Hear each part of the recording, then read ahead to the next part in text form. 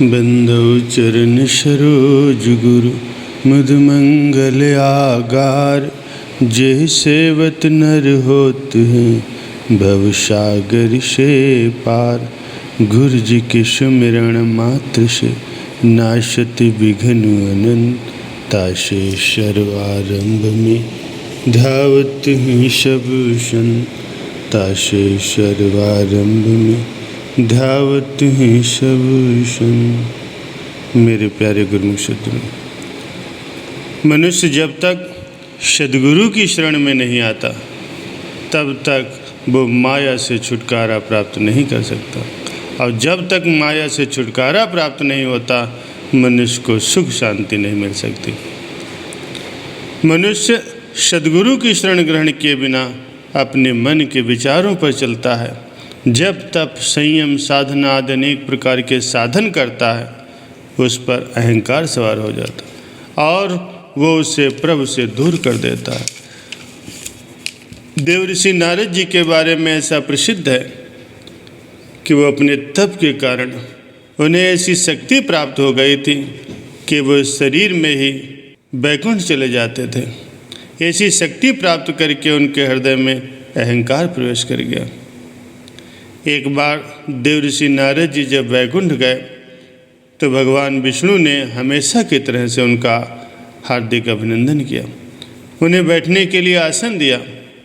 भगवान विष्णु से कुछ देर तक वार्तालाप करने के पश्चात जब नारद जी विदा हुए तो भगवान ने अपने अनुचरों को बुलाया और जहाँ नारद जी बैठे थे उस स्थान की ओर संकेत करते हुए कहा कि नारद जी के बैठने से यह स्थान अपवित्र हो गया, अतएव इस स्थान को अच्छी तरह से धोकर पवित्र करो। अनुचर आज्ञा पालन में लग गए। इधर नारद जी को कुछ बात याद आ गई। वे अभी कुछ ही दूर गए थे फिर वापस लौट आए, परंतु अनुचरों को ये स्थान जहाँ पर वे बैठे हुए थे उसको साफ करता देखकर वे विस्मय से खड़े रह गए। कुछ क्षण मौन रहे, फिर भगवान के चरणों में निवेदन किया, प्रभु यहाँ पर तो अभी मैं बैठा था, फिर इसे किस लिए साफ किया जा रहा है? भगवान बोले, नारद जी आपके जाने के उपरांत हम सदैव ही उस स्थान को साफ करवाते हैं जहाँ पे आप बैठे थे, इसमें नई क्या बात है? नारद जी और भी अधिक विस्मय होते पूछने लगे, प्रभु लेकिन ऐसा क्यों है? ऐसा करने का क्या कारण है? क्या मैं अपवित्र हूँ? भगवान बोले, नारद जी ये ठीक है कि आप ज्ञानी ध्यानी वेद शास्त्रों के ज्ञाता हैं। ये भी ठीक है कि आप महान तपस्वी और तपोबल से जब चाहें वैकुंठ आदि देवलोकों में आ जा सकते हैं।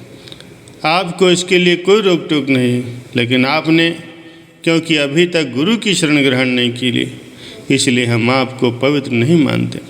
यही कारण है जब आप यहाँ आकर बैठते हैं तो आपके जाने के बाद हम वो स्थान अपवित्र समझकर स्वच्छ और पवित्र करते हैं।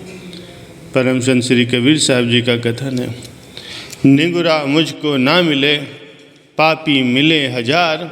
एक निगुरे के शीश पर लख पापियों का भार। नारद जी ने कहा, भगवान ये सच है कि मैंने किसी को गुरु धारण नहीं किया, लेकिन तब साधना तो मैंने की और तब साधना के द्वारा मैं आपको प्राप्त करने में भी सफल हुआ। आपको प्राप्त करके भी क्या मैं पवित्र नहीं हुआ? भगवान बोले, नारद जी ये ठीक है कि तब साधना के द्वारा वैकुंठ में आने के आप अधिकारी हो गए, लेकिन आपका ये कहना बिल्कुल गलत है कि आप मुझे प्राप्त कर चुके हैं। आपकी साधना मनमति के अधीन है, इसीलिए आपके अंदर अहंकार ने आसन जमा रखा। इस अहंकार के पर्दे ने अभी भी आपको मुझसे अलग करके रखा। इस अहंकार के पर्दे को दूर करने के लिए गुरु की शरण में जाना अति आवश्यक है। नारद जी ने कहा, यदि गुरु के शरण में जाना इतना ही आवश्यक है तो फिर मैं आपको ही गुरु धारण कर लेता हूँ। भगवान बोले, मैं किसी भी प्रकार से आपका गुरु नहीं बन सकता, क्योंकि मैं सूक्ष्म और निराकार हूँ और आप स्थूल और साकार हैं।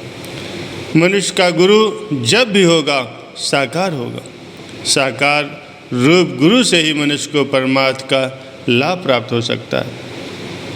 क्योंकि वो सेवक को अपने सानिध्य में रखकर उसे भक्ति के भेद से परिचित करा सकते हैं। सूक्ष्म और निराकार भला मनुष्य को ये भेद कैसे समझा सकता है। इसीलिए सभी ऋषियों मुनियों ने साकार रूप गुरु की शरण ग्रहण करने और गुरु की भक्ति करने पर बल दिया। इसके बिना न कोई मुझे प्राप्त कर सकता है और न ही किसी का परमार्थ ही सिद्ध हो सकता।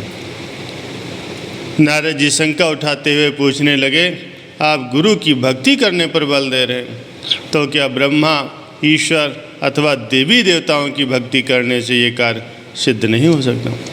भगवान ने मुस्कुराते हुए कहा, नारद जी, मैंने आपको पहले भी कहा है कि मनुष्य का प्रयोजन जब भी सिद्ध होगा गुरु के माध्यम से ही सिद्ध होगा, क्योंकि गुरु ही मनुष्य के हृदय में विद्यमान अज्ञान का अंधकार दूर करके उसमें ज्ञान का प्रकाश भर सकने में समर्थ है। इसीलिए गुरु को ही सब कुछ समझकर मनुष्य उनकी पूजा आराधना करे। ब्रह्मा, ईश्वर, देवता आदि सब गुरु में ही आ जाते हैं। गुरुर्ब्रह्मा गुरुर्विष्णु गुरुर्देवो महेश्वरा गुरुर्साक्षात् परम ब्रह्म तस्मै श्री गुरुवे नमः। गुरुदेव ही ब्रह्मा है, गुरुदेव ही विष्णु हैं, गुरुदेव ही महेश्वर हैं। यही नहीं, गुरुदेव ही पार ब्रह्म परमेश्वर हैं। ऐसे जो गुरुदेव हैं उनको मेरा नमस्कार। नारद जी ने निवेदन किया, प्रभु ज्ञान दृष्टि तो मुझे पहले से ही प्राप्त है, फिर इसके लिए गुरु धारण करने की क्या आवश्यकता। भगवान बोले, जिसे आप ज्ञान कहते हैं वास्तव में वो अज्ञान है, जिससे आपके अंदर अहंकार को भर दिया है। आप इस समय जो कुछ भी कह रहे हैं वो अज्ञान के बस होकर कह रहे हैं। यदि आपके ज्ञान चक्षु वास्तव में खुले होते तो फिर आप वाद विवाद में कदाप न पड़ते। अभी तो मेरी जिसकी आप उपासना करते हैं बात तत्काल मान लेते हैं। भगवान के ये वचन सुनकर नारद जी की आंखें खुल गई। उन्हें अपनी भूल का अनुभव हुआ। उन्होंने निवेदन किया, मैं किसको अपना गुरु बनाऊं। भगवान बोले, आप कल प्रातः गंगा नदी के किनारे चले जाएं और जो मनुष्य आपको सबसे पहले मिले उसे ही आप अपना गुरु मानकर उससे दीक्षा लें, इसी में आपकी भलाई है। भगवान से आज्ञा लेकर नारद जी विदा हुए और मृत्युलोक में आए। उनके मस्तिष्क में सारी रात भगवान विष्णु की ही बातें गूंजती रही। प्रातः होते हुए गंगा जी के किनारे चल पड़े। गंगा जी के निकट पहुंचकर क्या देखते हैं कि एक मछुआरा धीवर कंधे पर जाल रखे सामने से आ रहा है। उसे देखते ही नारद जी ने अपने माथे पर हाथ मारा और मुँह बड़बड़ाते हुए कहा, ये कैसा अपशकुन हुआ। भगवान ने तो कहा था कि सबसे पहले जो भी मनुष्य मिले उसे ही गुरु धारण कर लेना, लेकिन सबसे पहले तो यहाँ पर ये धीवर मछुआरा मिल गया, तो क्या इसे गुरु बनाना पड़ेगा। ये अनपढ़ गवार धीवर मुझ जैसे ज्ञानी ध्यानी का गुरु कैसे हो सकता, ये भला मुझे क्या ज्ञान देगा। ये सोचकर वे उल्टे पांव लौट आए। जैसे ही वे वापस लौटने के हुए पीछे से आवाज़ आई, ये नारद भी कैसा नासमझ और अज्ञानी है, क्योंकि इसे भगवान की बात पर भी विश्वास नहीं। भगवान के समझाने पर आया था गुरु धारण करने, लेकिन इसमें तो अहंकार कूट कूट कर भरा हुआ। कानों में ये शब्द पढ़ते ही नारद जी सिठक गए। कुछ देर इन शब्दों पर विचार करते रहे और फिर लौटकर वहाँ पहुँचे जहाँ पर वो मछुआरा खड़ा था। उसके चरणों में गिर पड़े और क्षमा मांगी। बोले, आपको ये कैसे पता चला कि भगवान के कहने पर मैं यहाँ आपको गुरु धारण करने के लिए आया था। धीवर हंसते हुए बोला, तुम्हें इस बात से क्या लेना देना, तुम गुरु धारण करने आए हो या मुझसे सवाल जवाब करने। नारद जी ने पुनः क्षमा मांगी और दोनों हाथ जोड़कर विनती की, गुरुदेव मुझे अपनी शरण में लीजिए। धीवर ने उसे गुरु दीक्षा देकर विदा किया। नारद जी सीधे वैकुंठ पहुँचे। उन्हें देखकर भगवान विष्णु ने पूछा, नारद जी आपको गुरु मिले।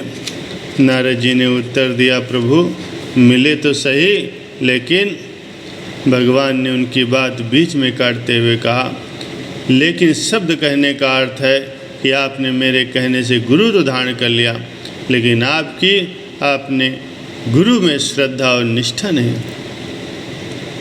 और श्रद्धा रहित मनुष्य के लिए भक्ति में कोई स्थान नहीं। विवेकहीन, श्रद्धा रहित, संशय युक्त मनुष्य परमार्थ से भ्रष्ट हो जाता है। उसके लिए ना तो ये लोक है, न परलोक, न ही सुख है। भगवान बोले, इसीलिए परमात्मा की दृष्टि से आपका सब किया कराया व्यर्थ हो गया। अब तो आपको 84 अवश्य ही भोगनी पड़ेगी। भगवान के ये वचन सुनकर नारद जी के होश उड़ गए। उन्होंने निवेदन किया, प्रभु, गुरु के प्रति अश्रद्धा प्रकट करके मैंने बहुत बड़ी गलती की है, जिसका दंड आपके कहने के अनुसार 84 का चक्कर है, किंतु इस 84 से बचने का कोई उपाय भी है। भगवान बोले, 84 से बचाने वाले तो संसार में केवल सद्गुरु ही होते हैं। मैं इसमें तुम्हारी कोई सहायता नहीं कर सकता। इसीलिए 84 से बचना चाहते हो तो अपने गुरु की शरण में जाओ। 84 से बचाने का कोई अन्य उपाय नहीं है। यही तो गुरु की विशेषता है। इसीलिए सभी संतों महापुरुषों ने गुरु की महिमा मुक्त कंठ से बखान किए। संतों का कथन है, हरि ने जन्म दियो जग माही, गुरु ने आवागमन छुड़ाई। इसीलिए सद्गुरु की महिमा निराकार परमात्मा से भी अधिक कही गई है। नारद जी फिर मृतलोक में आए और गुरुदेव की खोज में गंगा जी के किनारे पहुँचे। बहुत देर खोज करने के बाद उन्हें गुरुदेव के दर्शन हुए। नारद जी तुरंत उनके चरणों में जा गिरे और अपनी भूल के लिए क्षमा याचना करते हुए भगवान विष्णु के वचनों को दोहरा दिया। गुरुदेव ने हंसते हुए कहा, फिर तुम विष्णुलोक में वापस जाओ। अब भगवान से कहो कि जो 84 महीने भोगनी है उसका नक्शा बनाकर दिखाओ। जब वे नक्शा तैयार कर दें तो तुम उस पर लूटपोट हो जाना। जब भगवान ऐसा करने का कारण पूछें तो उत्तर देना कि प्रभु 84 भोग रहा हूँ, क्योंकि वो 84 भी आपकी बनाई हुई है और ये भी आपने ही बनाई है। नारद जी ने ऐसा ही किया। तब भगवान बोले, नारद जी, आपने देखा कि गुरु ने कितनी सुगमता से आपको 84 भोगने से बचा लिया। अब की बार जब नारद जी गुरुदेव के चरणों में उपस्थित हुए तो उनके दिल की अवस्था बदल चुकी थी। अब उनके दिल में गुरुदेव के प्रति पूर्ण श्रद्धा थी। उन्होंने अत्यंत श्रद्धापूर्वक गुरुदेव के चरणों में दंडवत किया। गुरुदेव ने उनके हृदय की अवस्था को जानकर कहा कि अब तुम वास्तव में गुरुमुख बन गए हो और तुम्हारे दिल में गुरु के प्रति पूर्ण श्रद्धा उत्पन्न हो गई है। अब बैठ जाओ, आंखें बंद करके अपने अंदर गुरु का ध्यान करो। नारद जी ने आंखें बंद की, अपने गुरु का ध्यान किया तो अहंकार के सब आवरण छिन्न भिन्न हो गए और घट में निर्मल प्रकाश फैल गया। उस प्रकाश में नारद जी को गुरुदेव के ज्योतिर्मय स्वरूप के दर्शन हुए। गुरुदेव के इस अलौकिक स्वरूप के दर्शन करके वे आत्म विभोर हो गए। तभी अपने अंदर से गुरुदेव की आवाज़ सुनाई दी, नारद, तुम गुरु को अनपढ़ समझ रहे हो, परंतु स्मरण रखो, गुरु परम पुरुष अथवा परम तत्व है। यही गुरु का वास्तविक स्वरूप है। इसीलिए गुरु के अस्तित्व में तनिक भी संदेह करना, अश्रद्धा रखना कदाप उचित नहीं।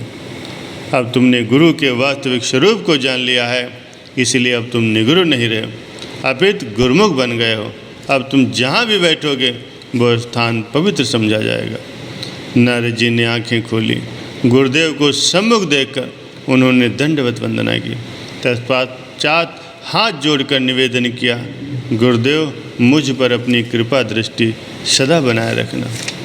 तब गुरुदेव ने नारद जी को भक्ति के गहन रहस्य को विस्तार से समझाया। भक्ति का वास्तविक भेद प्राप्त करके उनका जीवन धन्य हो गया।